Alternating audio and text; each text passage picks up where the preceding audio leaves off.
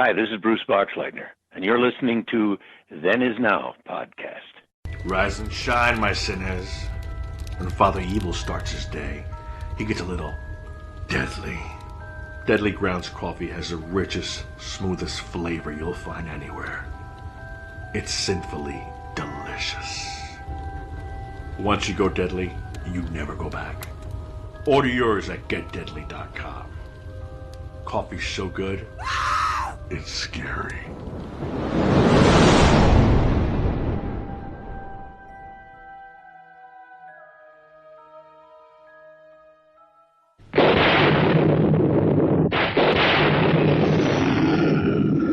What kind of a sick school is this? Uh-oh, don't go!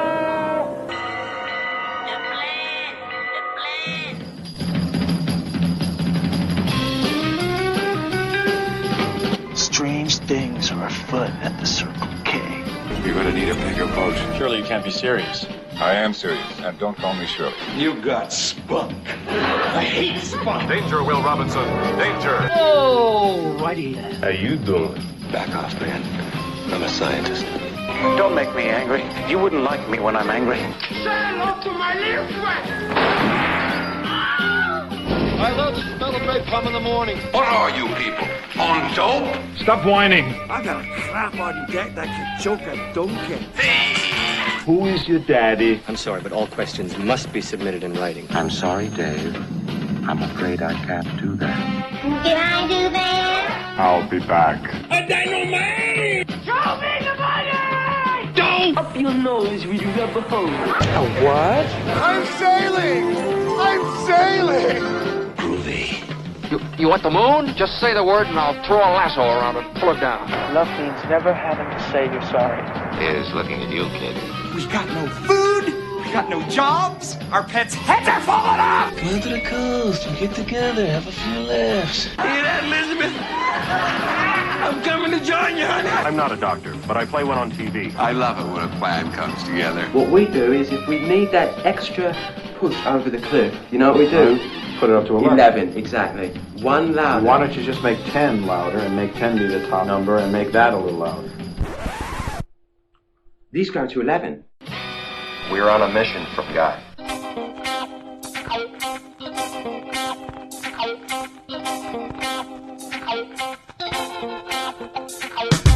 Hello and welcome to Then Is Now podcast. I am your host, Rigor. A huge percentage of our audience are also horror fans, and younger listeners may not be aware, but back in the day there were many actors who were identified as horror movie actors. On a given year, you were almost always guaranteed a film starring Peter Cushing, Christopher Lee, Vincent Price, Boris Karloff, or one of several other actors who had no problem being tied to the genre. Ever since the passing of those greats, we've only had a handful of actors that embrace the horror genre and love playing the part of the villain or the heavy in a movie. On today's show, we have a modern actor who has entrenched himself in playing all kinds of scary, creepy, and downright nasty characters, but who is himself a wonderful man in real life, much like many of his horror actor predecessors. So sit back and listen to my interview with what some would describe as a modern horror star. Class is in session. I have a bad feeling about this. How could I possibly be expected to handle school on a day like this? Food fight! Hey, you in my class? I am today. I think you should consider transferring to shop class. Now, very few students are severely injured in shop class. Bueller. When you were in school, Bueller. did you ever cut class? Bueller. Yeah, I guess I did. Sure, most kids cut classes. Good, sign this.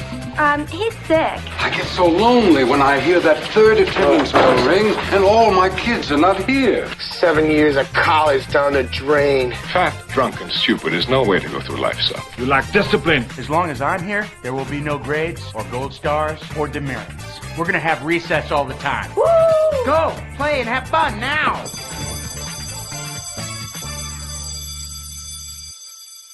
Folks, I can't tell you how wonderful it is to have such a great modern-day character actor on the show.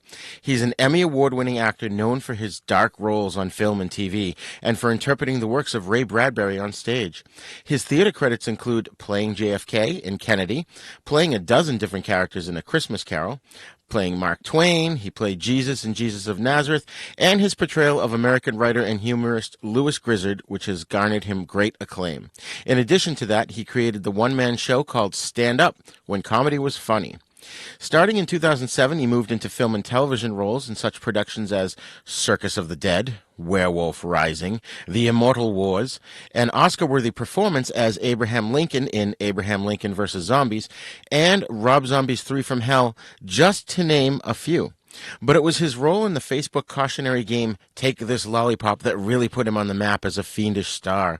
He's been on several TV shows including LG-15, The Resistance, Lost Tapes, True Blood, Killspin, and Hell's Kitty, but he's gone down in history as one of the greatest and scariest unsubs on the hit show Criminal Minds, listed as one of its 14 most notorious serial killers. His awards, which are numerous, include an Ernest Kearney Platinum Award for his staged theatrical reading of Ray Bradbury's Pillar of Fire, which was also named Best Solo Show of Hollywood Fringe and Best LA Solo Show in the 2015 Best of LA Theater Roundup at bitterlemons.com. In 2017, Ray Bradbury's Pillar of Fire also won a United Solo Theater Festival Award for its off-Broadway debut on Theater Row in New York City. He's also received the 2017 Horror Icon Award at the Optical Theater Festival in Italy, the 2017 Lifetime Achievement Award at iHolly International Film Festival, a 2017 Best Actor Award at Dark Veins Horror Film Festival, and a 2018 Best Actor Award at an anti-hero production genre film festival in Los Angeles, among so many others. Folks, we could be here all day just listing the awards this man has won, but we would be remiss if we didn't mention that Ron Chaney, the great-grandson of Lon Chaney himself, presented our guest with the first Lon Chaney Award for Outstanding Achievement in Independent Horror Films in 2014, which was kept a secret from our guest at first because he's a huge Lon Chaney fanatic. He's an actor, a writer, a producer, and an all-around talented professional. Ladies and gentlemen, please join me in welcoming to the show Horror's Prince of Pain, Bill Oberst Jr. Roger, I'm so glad to be here. You delight me by using the term character actor.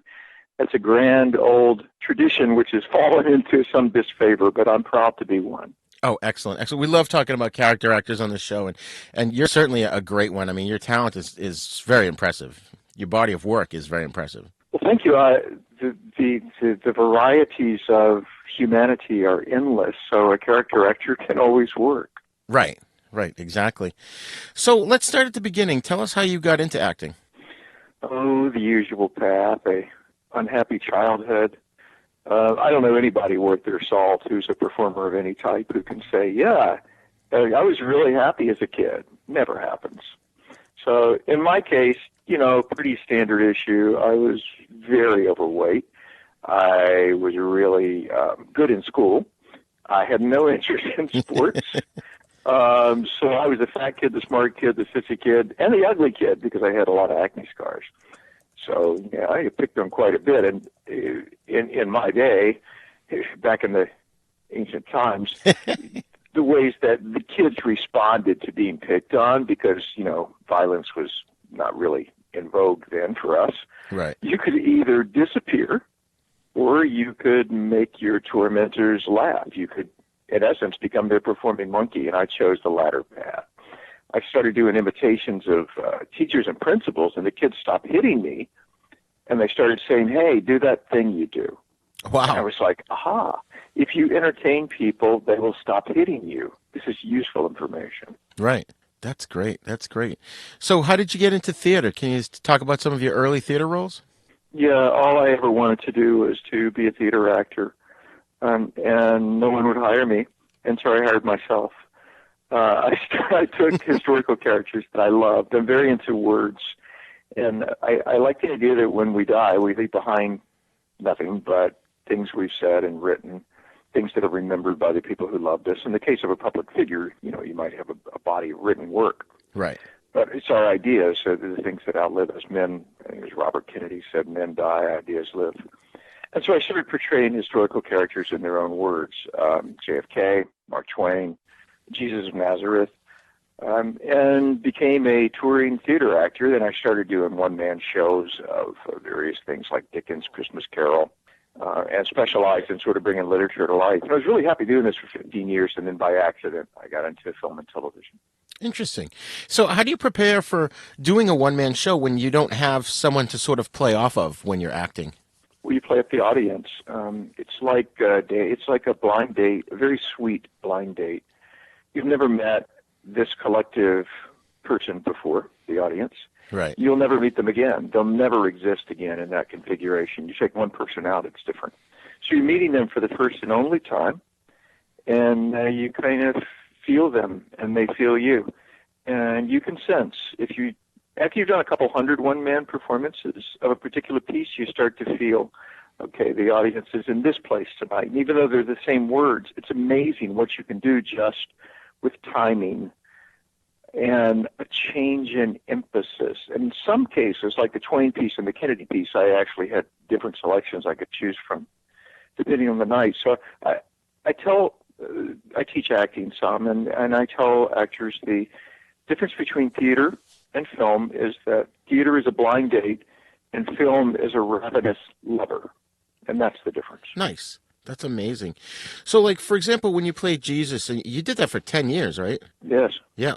So when you do a character like Jesus, were you channeling your inner Jeffrey Hunter, or did you sort of, put any portrayals of Jesus out of your mind and create your own interpretation?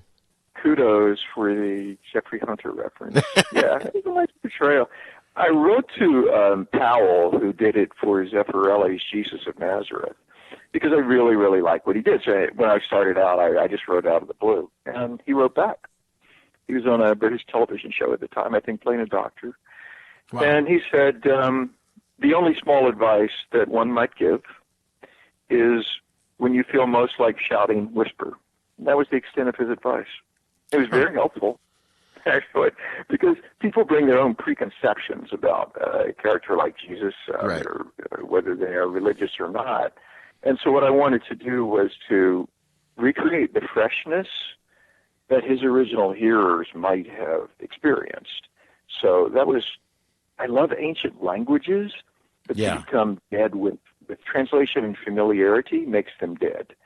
And I wanted to revive some of that. So like the Lord's Prayer, I did that in Aramaic, just so that it would be startling for people to hear. And then I did the direct translation from the Aramaic into English, which is not at all what we have in the King James. So right. Yeah, things like that. Wow, that's fascinating. So when you approach something like Louis Grizzard, actually, I wanted to ask you about that because I had not heard of him before I started preparing for our interview today. Can you tell the audience about Louis Grizzard and who he was and what he did? Yeah, Grizzard was the Garrison Keillor of the South, is the best way to describe him. He was omnipresent in Southern entertainment in the 80s and 90s. I mean, omnipresent. He was on Carson. He was on Designing Women. He had his own TV specials. He toured the South. He had the most widely syndicated newspaper column in the world was his. He was in over 500 papers. Wow. And this is in the era of Irma Bombach and Art Buchwald and the great newspaper columnists. So he was everywhere. And he was the first person to present the South in a non-caricatured light. And what I mean is that he represented, and I'm a Southern person, and I understand what he was doing. He represented the way Southern people actually feel or felt during his era, as opposed to the caricature. And he was very self-deprecating, always first to make fun of himself and of Southern people, which made it very palatable for people outside the rest of the country. So I played him in his own words for 20 years. After his death, he died at 47 of a heart aneurysm. Wow. And his family hired me to play him. Wow, that's amazing. And how long did that go on for? 20 years and counting. In fact, I have some performances this year. I still occasionally will do Grizzard. He's still very popular in the South, particularly in his native Georgia. Wow, that's excellent. That's excellent. He was sort of the Mark Twain of the South. He and Twain are like bookends of the 20th century. Oh, okay. For Southern culture. All right, that makes sense. Yeah, I'm up here in Maine, so that's probably why I hadn't heard of him. And there must be regional personalities in that part of the country where you are would be virtually unknown outside of the rest of the country. Yeah, that's absolutely true. But it's totally fascinating. And you also worked on, was it more than one Ray Bradbury production that you did, or was it just the one? Can you tell us about that? No, two. Yeah, the first that I did was a staged reading of Pillar of Fire, which is Ray's 1947 novella about the last dead man on Earth. And then the second that I did was portraying Ray himself in an off-Broadway production, which later moved to L.A. and was touring pretty good before COVID shut us down. And it's called Ray Bradbury Live Forever, in which I play Ray, and both of those were done with the approval of his estate. That's amazing. I saw some pictures online, too. You wore prosthetics to make you look a lot like him, correct? In the beginning, I did. I dropped the prosthetics later, except for some very small pieces, because they're very restrictive. My original idea was I'm going to do a Mark Twain type, Hobart Twain recreation of Bradbury. But as I toured the show and got people's reaction, they were reacting really to his material, just as they did when he was alive. Right. His what he wrote is much more interesting than himself, if that makes any sense. Yeah. That's good. I love Bradbury's stories. Can you tell us about, there was a time when you were in Pasadena and there was a power outage that was threatening to cancel the performance? Do you remember that?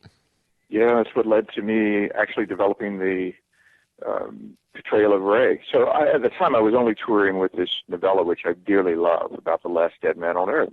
And we were doing it at Ray's, what he called his hometown L.A. library in Pasadena. It's a Carnegie library built back in the 20s, and it reminded Ray of his Carnegie library in his hometown of Waukegan, Illinois. So he hung out there a lot. He's dead by this time.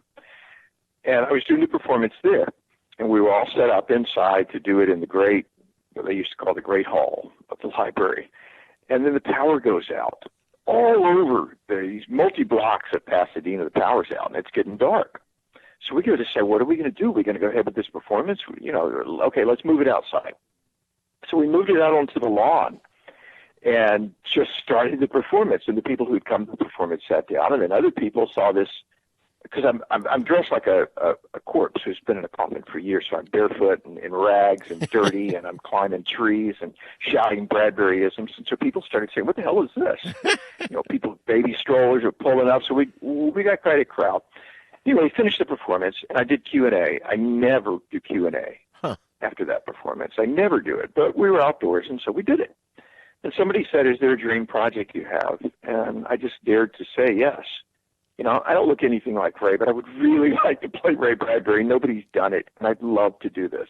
Wow. So then afterwards, I had two of his friends come up, and they said, hey, if you're serious, here's the email address. Write to his daughter. Tell him we sent you, and get something going. And that's how that path began of getting to the show. But it would never have happened had the power not gone out and had we not decided we're just going to go ahead with the show. That's the way show business is. As long as the show goes on, something good can happen. Exactly. So, speaking of the show going on, at what point did you segue from theater into film and television, and how did that come about? 2007, and it was because of my father. I had an old MS-DOS computer that I coded on, and I didn't want anything to do with modern computers. So I was a touring theater actor, and my web presence was rudimentary. And so my computer died. And I told my dad, I said, yeah, a computer died. I'm going to get it. He said, you need to get an updated computer, get a modern browser, get an up. He said, you're going with me to Costco, and I'm going to get you a damn computer. I'm ashamed of you for not having. Okay, Daddy, fine. So I go with my dad, and he buys me those, all the bells and whistles. Well, it came preloaded with browsers and this program called Mandy.com, which was a film and television job website at the time. Yeah, I remember. So I just flipped through there, and I saw the History Channel was looking for someone to play General William Sherman. I didn't think anything of it, but then it kept nagging at me because I'm from the South, and Sherman was presented as a great demon when we were a kid. Sherman came through and burned everything. Right. And so I thought, well, I have a blue coat from A Christmas Carol, and so I downloaded some pictures of epaulets from the web, taped them to the coat, Nice. used my beard from Jesus, dyed my hair red, and did a little monologue and sent it in. And it was, they said immediately, I got a response. Come to Washington for an audition and wear the same uniform and makeup that you wore. That's awesome. I don't have a uniform, Roger. I got taped on epaulets. So I contacted a Civil War reenactor, borrowed an actual uniform, drove to Washington, parked in the Silver Springs Metro station, did my makeup there at like 5 a.m. by flashlight, and get on the Metro, fully dressed as, Sherman with this is pre-911, so I had the sword and the replica pistol and everything, and go into the History Channel, do the audition, and got the job. And it ended up getting written up in the Wall Street Journal, and they were kind enough to mention me. And so I thought, I'll go to L.A. and I'll become like a Los Angeles historical actor. But of course, I was a couple decades too late. There are no historical actors anymore. But after starving for a while, I realized that I was scary and began doing horror movies, and here we are. Oh, interesting. And speaking of, you mentioned dressing up in the uniform. You had another incident, too, where you were auditioning for Adolf Eichmann in the World War II drama The Glass House. Can you tell us what happened about when you were going from your car to the audition building? Yeah, that was in an old business district of L.A. where there are people who've been there for a long time. And I was walking down the street toward the audition space, and I, of course, because I always go overboard, I had the full uniform on, the full replica, the medals, everything. I mean, I was fully SS'd out. And I was walking down the street, and a woman was sweeping off her stoop. And it could have come out of the 1940s, She was literally sweeping off the stoop of the little store. And she saw me, and she spit. Oh, jeez. And she spit again, and the spit hit my uniform. Oh, man. And then another person from another shop hurled a profanity at me, and I decided to keep walking and keep my back rigid and just sort of let the scene play. And so, I was insulted and spit upon as I headed to this audition. I was really proud of it because it felt like a good and cathartic thing because I had just appeared in this old neighborhood representing a great evil, and they were able to respond to it. Wow. That's incredible. It reminded me of the old, the Catholic Church, before there was the formal exorcism ritual, there was a layman's exorcism ritual, the Vade Retro Satana, get behind me, Satan, get back, Satan. Right. And it was very rough and earthy Latin, Vade Retro Satana, where you're just like sweeping Satan out the door, get the hell out of here, you drink the poison yourself. And that's what it felt like. Wow. That's fascinating. And it's funny because you wouldn't think that, like you said, the neighborhood seemed like it was something out of the 1940s because you wouldn't think that nowadays people would react that way. They would be like, oh, this guy is obviously a cosplayer, or something. I don't think you can cosplay Nazi yet. I hope not. That's true. That's a good point. Never cosplay Nazi. But, I mean, maybe it was the posture, maybe it was the haircut, I don't know. I've been told that when I'm Nazi'd out, I've done it a couple times, that it really looks like something out of the past. I guess I have that kind of face. That's awesome. That's great. That must help with, playing parts and stuff. And, speaking of, you mentioned horror movies, becoming a horror actor. I've seen your name up there with the likes of Boris Karloff and Vincent Price and Peter Cushing, Christopher Lee, who all identified as horror stars. And, every year we were guaranteed a movie with at least one of those actors that would come out. And they were so closely identified with the genre, and they were happy about that. So would you consider yourself a modern-day horror star? I would take away the star. I never use that kind of language, but I'm a modern-day horror actor and damn proud of it. I love the genre. We don't deal with death, and we pretty it up. We don't deal with the fragility of the human body, the vulnerability of the human condition. We don't deal with fear. We sweep it all away in Western culture, and horror is the one genre that you can say you're going to die. I am too, but so are you.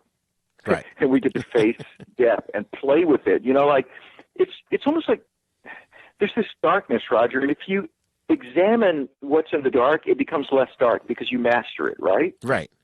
So horror lets us take out this weird, mushy thing that we don't want to deal with, and we can feel it and play with it and put it in our hands like Play-Doh. And then when we put it back on the shelf, we've got some familiarity with it. It's not this big, scary thing. It's death. And we're like, I've seen you before. I've played with you. I think that's the benefit of horror. Right. That's amazing. And so I'm so happy to see, an actor out there that is okay with being a horror actor. I mean, there aren't too many left. There's, yourself and then Lance Henriksen and Robert Englund, but it's not like the old days. And I like seeing that. I want to see that come back some more. I want people to be comfortable saying, yes, this is what I do. This is what I identify with as an actor. And, I can do other things, but, mainly. Me too. I hear from a lot of misfit people. I'm a misfit toy too. But I hear from a lot of people who feel they don't fit into the world, who love the horror genre. And I was one of those as a kid. And there's a need for it. I'm really proud of being associated with it. That's great. That's awesome. So can you walk us through 2011's Take This Lollipop and, how that came about and the impact that it had on the audience? Yeah. Take This Lollipop was at the time the most successful Facebook app ever. It had over 100 million downloads. It won an Emmy. It was huge. And it came about because a guy named Jason Zada, who's this incredibly creative director and web designer. So Jason, he created this thing called Elf Yourself, which he sold, and it was out every Christmas. I think it's still around, where you can take your family members and put their heads on little dancing elves. Yeah. So he created that, and that's what he was known for. And he had this idea to do something for Halloween. And nobody knew what it was, and he wouldn't tell us what it was. So I went to the audition, and I had at that time started to change all of my online marketing for the creepy guy, because that's what the work that I was getting was as the creepy guy. And so I think that's what got him interested in seeing me. So I did the thing. I did the audition and got the part. And still didn't know what the hell I was doing. And we're shooting in Linda Vista Hospital, which is this old abandoned hospital in L.A., which has been used for a million things, in this dingy room. And I'm staring at a blue screen or an old computer monitor. And I was like, okay, Jason, now you're going to finally tell me what I'm looking at? He said, no, I just want you to go dark. Go to the very basement of darkness. Go to the basement. Wow. So that's what I did. I don't know what I'm staring at. He just directed me through the shots and I'm pawing the screen.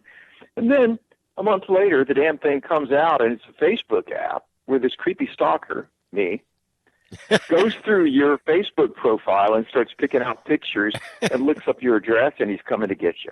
Oh my God. And it went viral. It went crazy. And I had people, kids in LA were saying, Mom, that's the guy that stalked me on Facebook. Oh, jeez.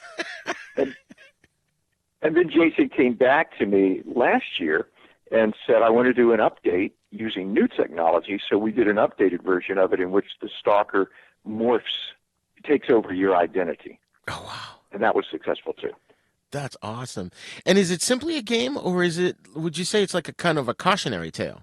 It was an app. And it was a cautionary tale because at that time, 2011, people weren't thinking about all the information that we were giving to Facebook. Right. And when people saw that anyone could, from looking at your Facebook profile, identify where you were, your friends, could match up those pictures with other pictures using search services and find their names, they were really scared. There was a lot of reaction videos. Some of them are still on YouTube where people's jaws are dropping open saying, dude, he knows where I live. So it definitely was a cautionary tale. That's hilarious. That's hilarious. And you wore your T-shirt and boots from your role as Cannibal Dale in the movie Dismal, correct? Oh, absolutely. I'm always in a white beater. And I have my favorite white beater and my killer boots. Always, Roger, always on the horror movies, they're like, we're not sure what we're going to put you in yet. Always it's this way. That's funny. They're like, we're just not sure. And then it's like, put him in a white beater. and give him a crazy haircut. I did a Bitcoin commercial. It's running right now for Grayscale Bitcoin Trust. Yeah, I've seen that. So I played this weird villain up on a rooftop, and I knew they were going to do something funky. I had on the Euro suit. They wanted a Euro villain. I was like, they're going to do something funky. so the morning of the shoot, the director comes to me and says, are you familiar with a show called Peaky Blinders? And I said, shit, they want to give me that. They want to give me that haircut. And he said, how aggressive would you be willing to go with this haircut? I said, just shave it. So they did it, but they left part of the fringe in the back hanging, and the director came in, and he squealed with delight. He said, You look crazy. You look crazy. And he loved it. That's awesome. That's always the way. It'll grow back. Oh, of course, yeah. Prepare for a spine-tingling, nerve-shattering podcast featuring all your favorite monsters. You won't believe your ears when you listen to Monster Kid Radio. Hear your host, Derek M. Cook, and his ever-rotating stable of guests discuss your favorite classic and sometimes not-so-classic monster movies. Subscribe to Monster Kid Radio through iTunes or Stitcher, or visit monsterkidradio.net before the next weekly episode of Monster Kid Radio.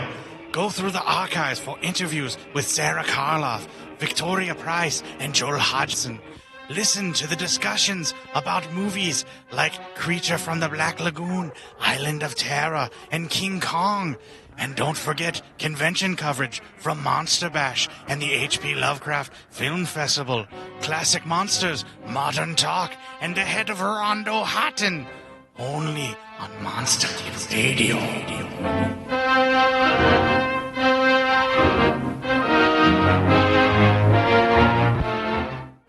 Greetings, this is Mr. Lobo. Are you a sinsomniac?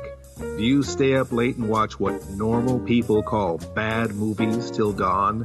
Black and white low-budget potboilers, box office bombs, West German talking car movies, rock bands versus monster movies, broken down school films, midget zombie and midget spy flicks, guys in gorilla suit movies, even old TV commercials, inappropriate cartoons, drive-in snack bar ads, and worse? Well, we like to say they're not bad movies, just misunderstood. Stay up late with Miss Mittens, your host, Mr. Lobo, and a revolving door of special guests, fellow horror movie hosts, robot monsters, and lovely Real 7 girls for a late-night TV slumber party that we call Cinema Insomnia. You can watch us on channel OSI 74 for Roku. We even have some episodes on Amazon and Alpha Video DVD. You may never get a good night's sleep again.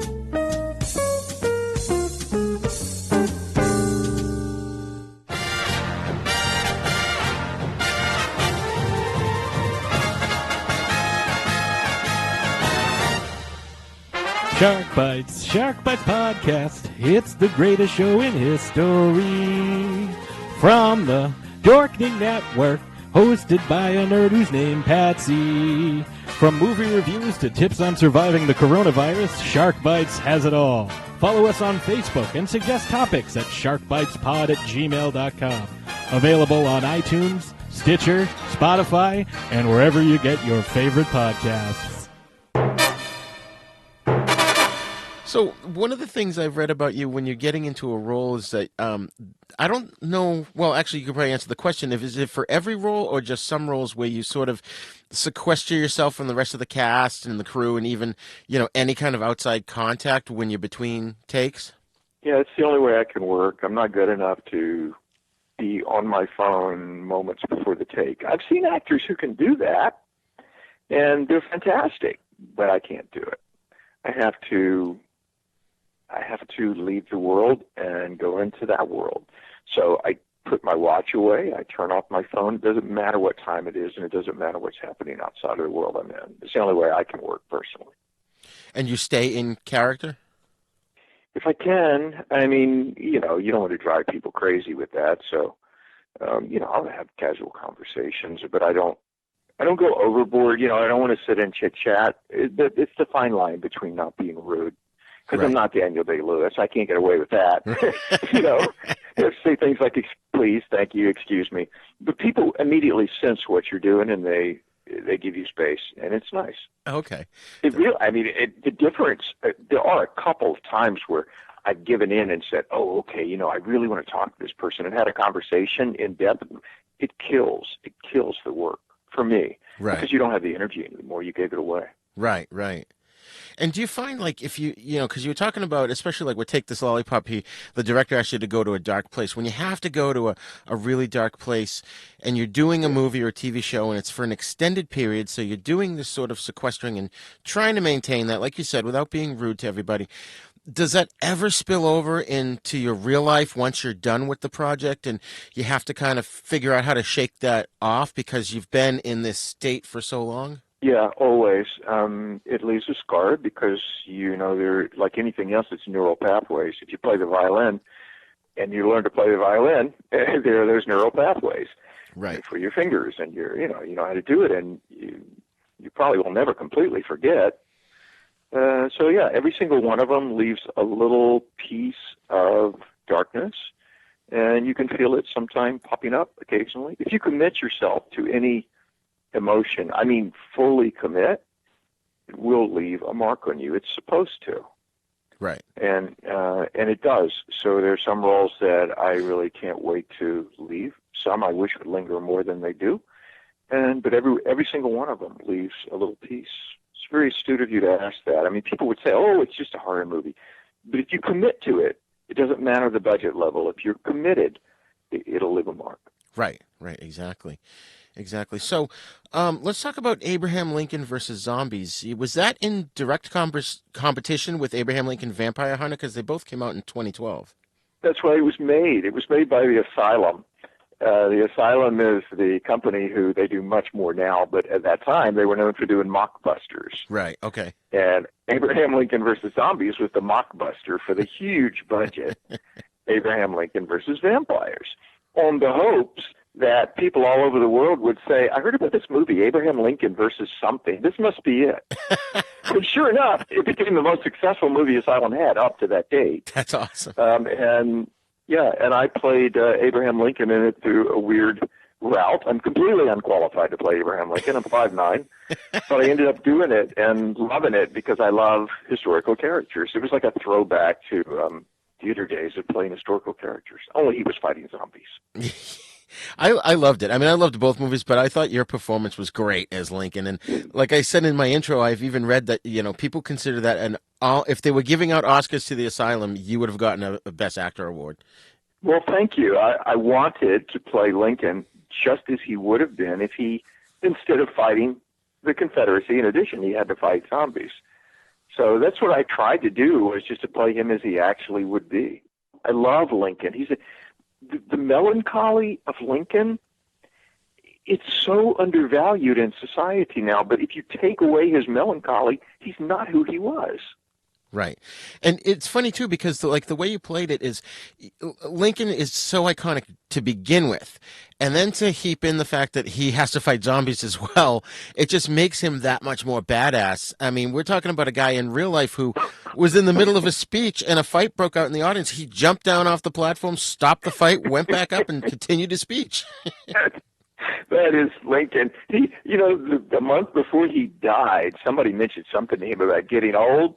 He was like, hell with that. Give me an axe. So they bought him an axe, and with one hand he just he tipped it. He used to do it as a young man. He held onto the handle, and with one hand he outstretched the axe. Wow. It's like he's a strong man, and I think he would have done fine against zombies. Oh yeah. The only line I loved more than saying, what we need to do is kill all these zombies, as Lincoln. Yeah. The only line I loved more was a talking dog movie I did with Dean Cain called The Three Doggeteers. Oh, yeah. I was the evil dog catcher, and I got to say the line, you dog, stop this car right now, and that was fun. That's amazing. Oh, man.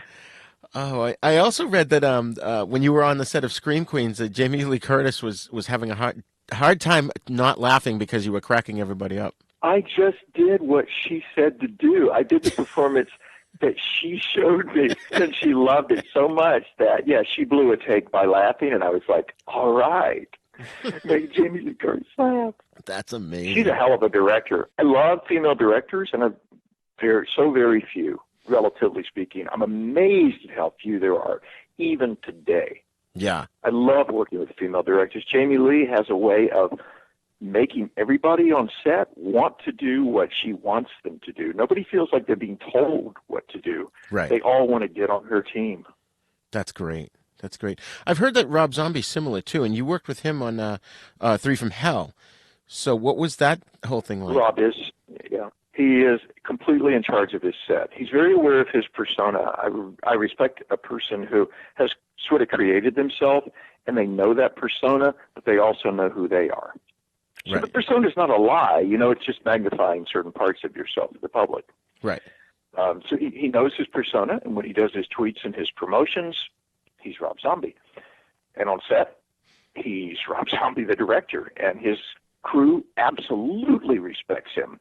They have a continuity person who's been with him for years, and she came up in between, and she's, straightening everything. She's looking at every hair, every button, really tight continuity. And I whispered to her, I said, "You're good." And she said, "No, Rob's good, and I want to make it good for Rob." And I was like, wow. That's what awesome. A team. That's so cool. Unbelievable. And how is it working? Did you have any scenes with Sid Haig at that point? No, I did not have any with Sid. He had already finished his work and, of course, was quite ill then. Right. Mosley and I had scenes together. We've done a couple of movies together, Bill and I. Yeah. And, yeah, it was fun. That's amazing. So let's talk about Criminal Minds. How did that role come about? My agent sent me up for the role. And thankfully, the director of that episode, Matthew Gray Gubler, who played Dr. Reed on the show, Matthew is a big horror fan. And I had done a role that he had seen. And so he asked for me and wanted to see me. And I did the read. And I got the job. And then I got to the set. And I lucked out because my makeup artist was a Lon Chaney fan. Nice. He was working on American Horror Story at the time.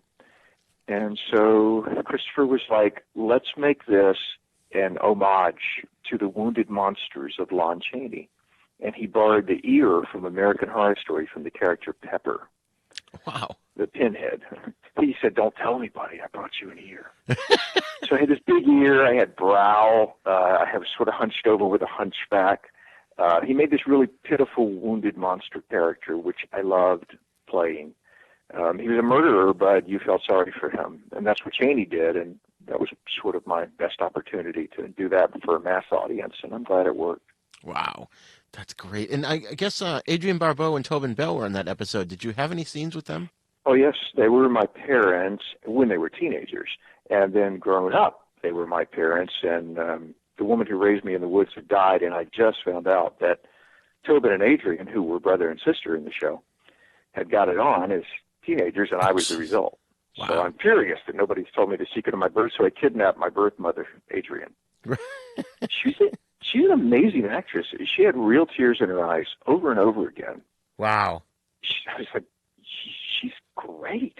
I had to put barbed wire around her neck, and I was so worried. She's like, she's Adrian Barbeau. Right. I put the barbed wire around her neck, and I said, "Is this okay?" And she said, "No, it should be tighter." Oh, my God. I was like, well, all right, then. That's a mark of a pro. Yeah, exactly. I mean, I remember her all the way back from, Maude, and she's just been in so many things, too. That's just been unbelievable. I asked her, I said, are there any projects that people will mention to you or you see on TV that you forget you've done? And she said, "Oh, God, yes." Huh. Wow. And I was like, that makes me feel better because I've only done 200, but that happens to me sometime. And so with her, I can only imagine. Right. Wow. So, Bill, we've got your new movie now. It's called Painkiller, with co-starring Michael Parray, correct? That's right. Okay. And the film's very timely, and it's basically about the opioid epidemic. There's a mass vigilante going around killing not only street-level opioid dealers, but also anyone involved in the pharmaceutical industry, whether they be a lobbyist or even a CEO. And, if those people are adding to the problem that's going on, this vigilante is killing them. And your character is sort of at the epicenter of this tale, where you're an internet radio show host, and, you're specifically talking about the problem that's going on with the opioids because you've lost a loved one to a drug overdose. So how did this role come about? Well, the executive producer, Tom Parnell, I had worked with on a movie called Stress to Kill. And the director, Mark Savage, and I have worked together, and I love them both dearly. They're friends. And the real button on I have to do this was the fact that Tom's own son tragically died of opioids a couple of years before he made the movie. And this film was his attempt to deal creatively with that incredible grief of losing his 21-year-old son. Right. And so that was the basis of the movie, and I thought, if this is coming from a place of real life pain, and I want to give it everything I have. I'm not sure at all that I'm the right person to do this, but if they ask me, I want to try, and I did. Nice. And, I mean, your performance in it was great. I had the good fortune to be able to watch a screener of it with my wife. And it's just, like as you just mentioned, about the director and his family and what happened, it came across as a very personal film. And not only that, it was a cool vigilante movie, because I love vigilante movies. And I have to say, watching the film, I felt really invested in your character. And to the point where it was like, I was just like, there were moments where the hair on my arms would stand on end, because you were giving such a stunning performance in this movie. And I don't want to really give anything away, but how did you get into the mindset of this character? Oh, that's not hard, because I have my own latent anger, which I keep in check by the grace of God. But sure, when people cut me off in traffic, I imagine the car exploding into flames. It's my first thought. My first instinct is never love. My first instinct is, you're going to get yours. You know how humans are. So I just let that go and just embrace it. It's really problematic, right? I mean, this is peripheral revenge. I'm going to kill people who are involved in the industry which killed my daughter. It doesn't mean you had anything to do with it. In fact, one character says, I never met your daughter. He's like, I don't care. You're going to die anyway. Right. So it's very morally problematic, and it's a real trick to make people cheer that kind of stuff on. Oh, and I definitely was cheering throughout the movie. And, one thing I really love, too, is you're this talk show host, and you're talking into a mic, but every scene showing you doing that was well shot to the point where it was very interesting. It could have just been a dude sitting at a microphone talking, but you not only was the camera work there, but you were acting too, with the way you'd stand up once in a while and move around. It wasn't just you hollering words into a microphone. That's Mark and David, the cinematographer, David Richardson and Mark Severs. They've worked together for years, and when you get a director and a cinematographer who work together really well, they get those kind of shots. And I really wanted to please Mark. I love a personal relationship with my directors to the point where I want to please them. They're like daddy or mama. That's the best way to work. And you can just look at just the way they say cut. You can know, they're happy or they're not. So in that way, it's a service industry. You become a servant to work and make them happy. Right. That's great. There's a great line in the movie where you say, pray every day as if everything depends on God. Act every day as if everything depends on you. And I just love that line. There were so many good lines in this movie. And thank you. I had a problem with the dialogue because the radio dialogue was so fast, so rapid. And they had specific time lengths. I didn't want the shot to go on long, and I'm very given to pauses. So it was a discipline as an actor to pop off those lines without pausing. Wow, that's fascinating. So now, for example, but your co-star, Michael Parray, I go way back watching him on TV, as you probably do too. He was on, of course, The Greatest American Hero, and he was in Eddie and the Cruisers. What was it like to work with him? Oh, Parray's awesome. There are a few great movie actors that, we all grew up watching who are still working, and he's one of them. He's, in my mind, he's an action star. Because he does it so well, the fights, and he's got the looks, and we had some scenes involving squibs, and he was like, "No, you got to put this here, give them to me." He was like showing, where to put the squib. You need these here. Here's the way you sell it. Oh my God, he's good. He knows how to sell action. He's a consummate professional. That's awesome. So, is Painkiller? I'm glad I didn't have to fight him. If I didn't have to fight him, he'd have kicked my ass. Right. You would have had to get a stuntman. Oh, man. That's funny. So is Painkiller out yet? Or where can people find it? Yep. It came out yesterday, and it's on demand. I know it's on Apple TV, and it's on most of the on-demand platforms. Excellent. Are there any actors that you've worked with in the past that you've been in awe of? There are many. Christopher Plummer is one. Wow. Robert Loggia is one. I don't know if you remember Loggia. He's a great action star. Many of the biggest people that I've worked with are also the kindest and the hardest working. And that's been really instructive to me. Like, I did a thing with Hugh Jackman where Jackman was, he did television commercials for Toyota for China. He was their spokesman for a while. And they do short films for commercials. They're, 6-7 minutes. So I did one with him. And we had a scene, and we'd already shot the two, and they'd shot his side. And so they were going to shoot my side. And all they needed was a shoulder.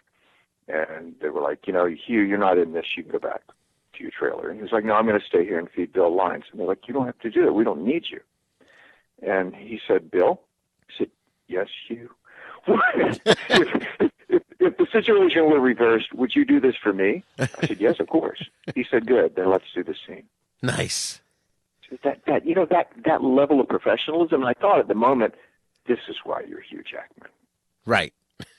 That's incredible. Loggia. I worked with Loggia near the end of his life, and Loggia was already slipping into some mild dementia, which became worse as near the end of his life. Right. But we were doing this picture together, and I said, Mr. Loggia, your relationship with camera is amazing. How do you do this? What is your relationship with the lens? And Loggia was like, the camera is your father confessor. You got to tell it everything. Huh. That's all he said. That's all he needed to say. Right. There it is. Right. Yeah, he was a great actor, too. I loved him. Okay, awesome. So, you've played everything from Jesus to Mark Twain, and you did mention one of your dream roles would be playing Ray Bradbury. Do you have any others that maybe you'd like to play someday? Yeah, I don't look enough like Bradbury to ever play him on film. The stage has been fun to do, though. But on film, what I'd really like to do? Phantom of the Opera, but it doesn't have to be at the opera.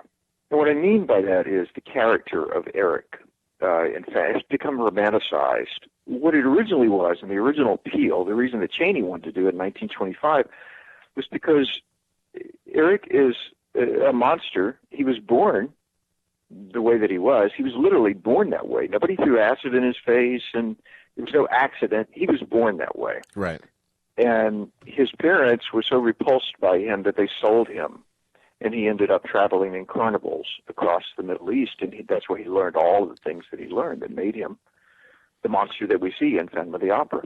So this idea of a wounded monster who is wounded because of the way that people have reacted to him, it doesn't make him less monstrous, but it adds another layer to it. And so I keep telling young directors, Phantom of the Opera is in the public domain. Right. And you can set it anywhere you want. Rip it out of the frame. It doesn't have to be at the Paris Opera House. Just keep that dynamic there. And I'd like to do that before I die. The original ending of the Chaney version in 1925 was Eric dying of heartbreak at his organ and his skeleton being found years later. And preview audiences hated it. And so they went back and reshot the ending because people couldn't accept a sympathetic monster. Wow. That's incredible. I had no idea about that. But my sympathies are always with the monster. Of course. Always. Yeah. I mean, that's what makes, some of the Universal classics because, the Frankenstein monster, the Wolfman, they're sympathetic characters. They're, through no fault of their own, they end up being the monster. Right. That's right. So, now, Bill, you've got like 20 credits listed in like pre or post-production that you have upcoming. What can you talk about of any of those? Oh, there's a bunch of things in various states of funding. You know how that goes. Yeah. I've got about 10 that are in post-production, doing a need an ADR or sound or color. A couple of things that are coming up that I'm excited about. I signed to play Hitler in a straight World War II drama to be shot in Romania. Nice. And that's, maybe excited isn't the right word, but it's a challenge because Adolf Hitler is another example of something that's become caricatured or romanticized, either one. He wasn't a monster. He was a man. He was a human being. Right. And how did this happen? How did this human being who acted monstrously come to be? And those are the waters I like to swim in, so I'm going to do that. And then I'm going to Mexico to do a film this fall called Dead Iris. And this is by a young director named Adrian Corona. He's very into Mexican mythology. And so this is dating back to the Aztecs. There's been a strong sweat lodge culture in Mexican mythology, and the belief that through the sweat lodge you can contact the other world. Wow. The world of the dead. So this the director cast me as an American expat who's gone down to Mexico, and he's completely gone, he's very wildly native, like a Klaus Kinski kind of a thing. And he's a shaman, and he leads people into the sweat lodges to have mystical experiences. So this kid and his sister come, and they're looking for a dead girl who's passed away, and they want to contact her. And so my character takes them into the sweat lodge and facilitates her coming in from the other world, but it doesn't end up well at all. That sounds great. I'm really interested in doing that, yeah. Nice. That sounds so cool. So where can the listeners find you online? I'm on Twitter, I'm on Facebook, all of them, and it's always the same on all. It's just Bill Oberst Jr., one word. And I always used the Junior because my father never wanted to be confused with an actor. That's great. And still doesn't. Still, to this day, he tells me, you need to get a real job, boy. You need to get a real job. Wow. Oh, my God. Still. So it never changes. But when I went into this business, he said, well, you better use Junior because I sure as hell don't want people associating me with that. And still, sometimes, to my delight, people will say to him, hey, you got another movie coming out. He's like, that's not me. That's awesome. As John F. Kennedy said, well, we all have fathers, don't we? Yeah. Oh, my God. Well, Bill, it's been amazing talking to you. I still have a whole bunch of other questions about your career, so maybe you'll come back on the show again sometime and we can talk further. I'd love it, and I want to thank you for having a real conversation. It's very rare in today's world to do what we just did, so thank you for what you do. Awesome, awesome. Thank you so much for being here. Okay, man. God bless. Bye-bye.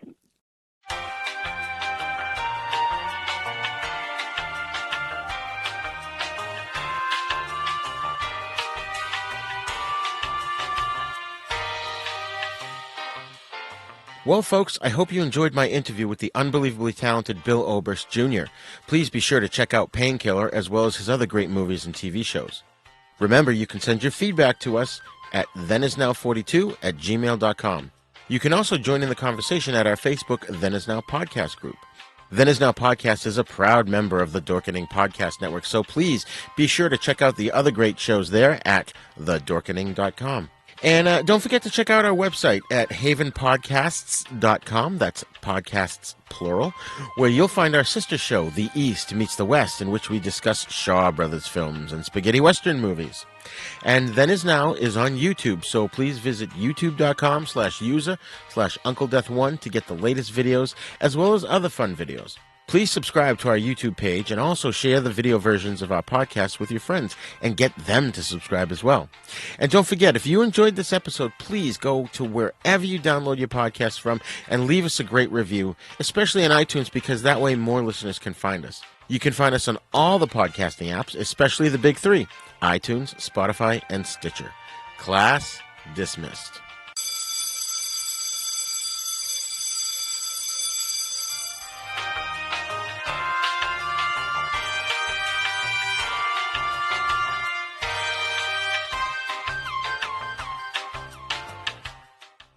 This Now podcast is intended for entertainment, educational, and informational purposes only.